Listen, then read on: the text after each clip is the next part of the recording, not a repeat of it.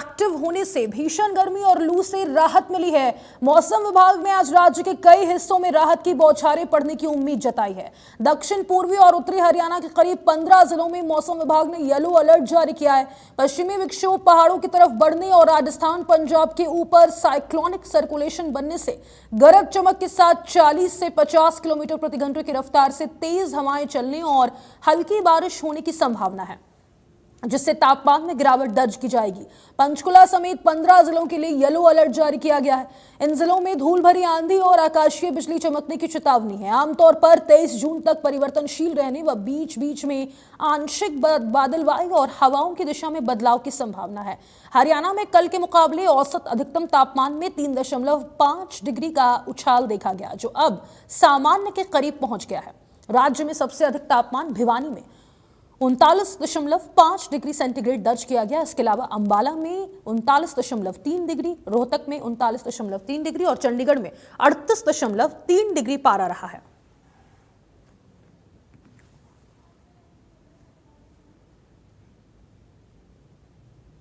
और तमाम जानकारी के साथ सहयोगी वीरेंद्र पुरी कैथल से इस खबर पर हमारे साथ लाइव जुड़ चुके हैं, उनका रुख करेंगे। वीरेंद्र, इस वक्त कैथल में क्या कुछ मौसम, क्या तापमान बना हुआ है? पश्चिमी विक्षोभ का कितना असर वहां पर?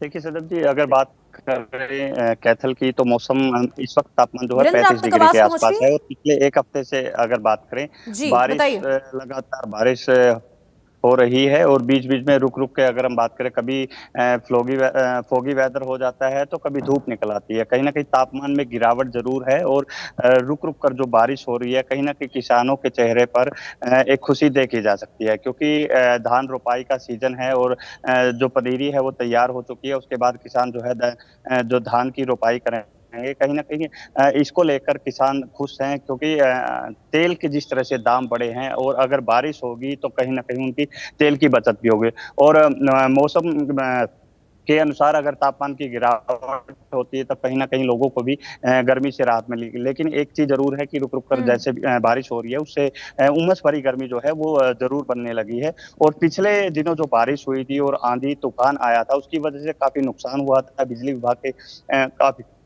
काफी नुकसान हुआ था और रास्ते जो है वो ब्लॉक हो गए थे।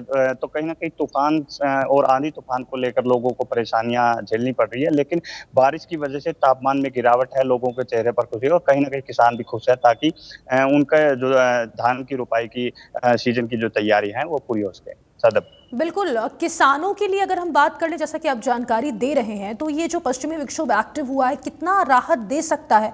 क्या कोई ऐसी फसलें हैं वीरेंद्र जिनको नुकसान भी पहुंचेगा?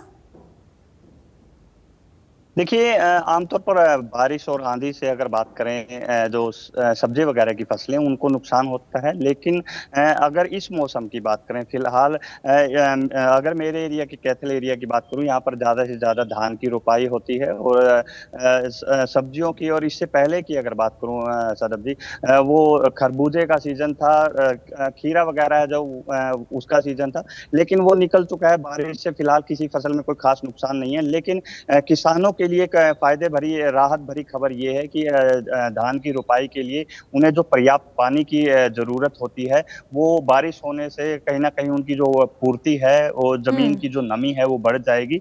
कहीं ना कहीं किसानों को फायदा होगा और बारिश होने से तापमान में गिरावट आएगी। लेकिन थोड़ी उमस भरी गर्मी और तूफान का सामना जरूर लोगों को करना पड़ सकता है। सदब, बिल्कुल, और देखिए जिस तरीके से यहाँ पर मौसम लगातार बना हुआ है, ऐसे में अगर आम लोगों की बात कर ली जाए तो आम लोगों को कितनी राहत मिली? क्योंकि उमस भरी गर्मी भी अब देखने को मिलेगी अगर पश्चिमी विक्षोभ का असर खत्म होगा वीरेंद्र तो। बिल्कुल सदब, क्योंकि जिस तरह से बारिश हो रही है और आमतौर पर आने वाला मौसम, पीछे जो गर्मी थी, जेठ की गर्मियां थी, नौ तपा की गर्मियां थी, कहीं ना कहीं उससे तो राहत लोगों को मिलेगी। लेकिन तापमान में भी गिरावट आई है। उसके बाद जो आगे बारिश की वजह से उमस भरी गर्मी होने वाली है, कहीं ना कहीं उससे लोगों को परेशानी जरूर होगी, क्योंकि लोग पसीना पसीना हो गए। इससे पहले जो मौसम था उसमें थोड़ी सी खुश्क हवाएं थी, लेकिन अब नमी वाली होंगी। लेकिन थोड़ा सा ये है कि किसानों के लिए राहत होगी और नमी होने से थोड़ा सा तापमान में गिरावट होगी, लेकिन उमस भरी गर्मी जरूर होगी। और उमस भरी गर्मी होने से जो बीमारियां हैं, इसके अलावा हॉस्पिटल्स में जो ओपीडी है वो बढ़ जाएंगी, लोगों को कहीं ना कहीं बीमारियों से बचना होंगे और परेशानियां जरूर करनी पड़ सकती हैं। और मौसम विभाग के अलर्ट के बाद प्रशासन ने क्या कुछ तैयारियां की है, क्योंकि देखिए जिस तरीके से अब लगातार मौसम बदल रहा है, अस्पतालों की अगर बात कर ली जाए तो वहां पर भी मरीजों की भीड़ देखने को मिलेगी। उमस भरी गर्मी से लोगों को कई बीमारियों का सामना करना पड़ सकता है। फिलहाल अस्पताल में क्या कुछ व्यवस्थाएं?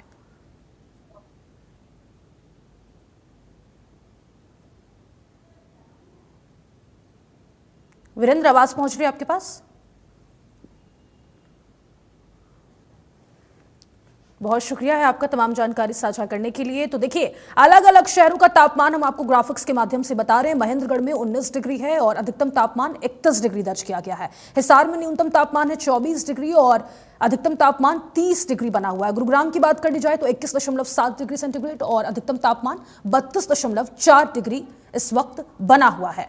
अंबाला में 25.6 डिग्री न्यूनतम तापमान, अधिकतम तापमान है 38.3 डिग्री। भिवानी में 22.1 डिग्री न्यूनतम तापमान और अधिकतम तापमान है 30.9 डिग्री। करनाल में 24.0 बना हुआ है और अधिकतम तापमान 33.9 डिग्री। सिरसा में 26 डिग्री और अधिकतम तापमान है 31.3 डिग्री इस वक्त दर्ज किया गया है।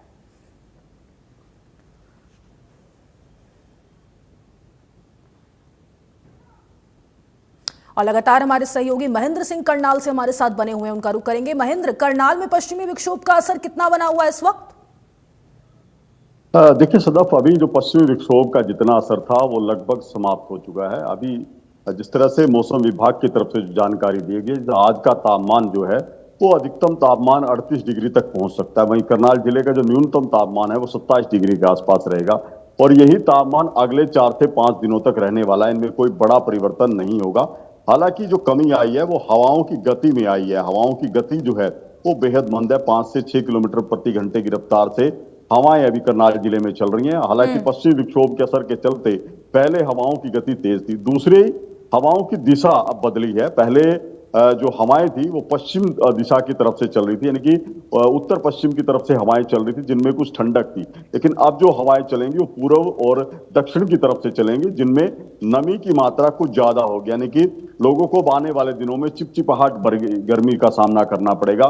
पसीने जो कहें कि गर्मी में छूटते हुए उनके दिखाई देंगे, क्योंकि अब ह्यूमिडिटी का जो स्तर है वो आने वाले दिनों में लगातार बढ़ता हुआ दिखाया जाएगा। आज भी करनाल जिले में जो ह्यूमिडिटी का स्तर है वो करीब 50% के आसपास दर्ज किया गया है। तो यही मौसम वैज्ञानिकों की तरफ से अनुमान लगाया जा रहा है कि आने वाले एक सप्ताह तक मौसम इसी तरह से स्थिर रहेगा और एक सप्ताह के बाद फिर एक हल्का पश्चिमी विक्षोभ जो है हरियाणा में सक्रिय होगा, जिसके बाद फिर से मौसम में कुछ तब्दीलियां हो सकती हैं। जी सदा, बिल्कुल। और अगले 3 दिनों की अगर बात कर ली जाए महेंद्र, तो बूंदाबांदी में जिस तरीके से लगातार खबरें सामने निकल कर आ रही है, क्या और ज्यादा तापमान गिर सकता है करनाल में? देखिए, करनाल में अगले 3 दिनों के लिए ऐसी कोई संभावना नहीं है सदफ की बूंदाबांदी होगी। शुष्क मौसम बताया जा रहा है जिस तरह से, और तापमान भी मैंने आपको बताया कि 38 से 39 डिग्री तक अधिकतम तापमान रहेगा। दिन के और रात के तापमान में करीब 10 से 12 डिग्री का अंतर रहने वाला है।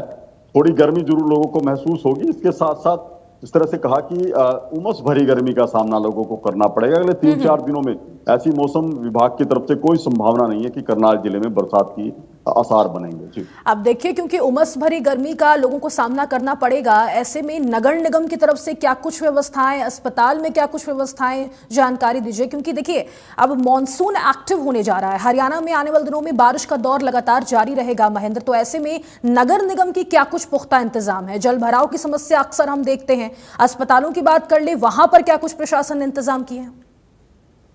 बिल्कुल सदर, सबसे पहले मैं मानसून का जिक्र करूंगा कि हरियाणा में मानसून की एंट्री प्राय 25 जून के आसपास हो जाती है, लेकिन इस बार इसमें देरी होगी। करीब एक सप्ताह की देरी इसमें बताई जा रही है कि मानसून एक सप्ताह लेट, यानी कि ये जाकर जुलाई के पहले सप्ताह में हरियाणा के अंदर दाखिल होगा। उससे पहले प्री मानसून जिसको हम कहते हैं उसकी कुछ फुहार जरूर हरियाणा में हो सकती है, लेकिन मानसून की एंट्री जो है अब की बार जून महीने में ना होकर जुलाई महीने में होगी, ऐसी उम्मीद जताई गई है। और जहां तक आपने कहा कि क्या कुछ व्यवस्थाएं हैं, क्योंकि जब भी मानसून सीजन शुरू होता है उसके साथ साथ बीमारियों का भी एक सीजन शुरू होता है कि जो मच्छर जनित बीमारियां हैं उनका प्रकोप लोगों को ज्यादा सामना करना पड़ता है। खासकर मैं जिक्र करना चाहूंगा यमुना क्षेत्र का। यमुना क्षेत्र में मलेरिया के जो मरीज हैं वो ज्यादा मात्रा में निकल के आते हैं। इसके अलावा डायरिया का प्रकोप जो है बढ़ जाता है, क्योंकि दूषित पानी और मच्छरों की वजह से जो बीमारियां होती हैं उनके मामले ज्यादा सामने आते हैं। इसको देखते हुए स्वास्थ्य विभाग भी पहले से मानसून सीजन के लिए अपनी तैयारियां करता है, चाहे वो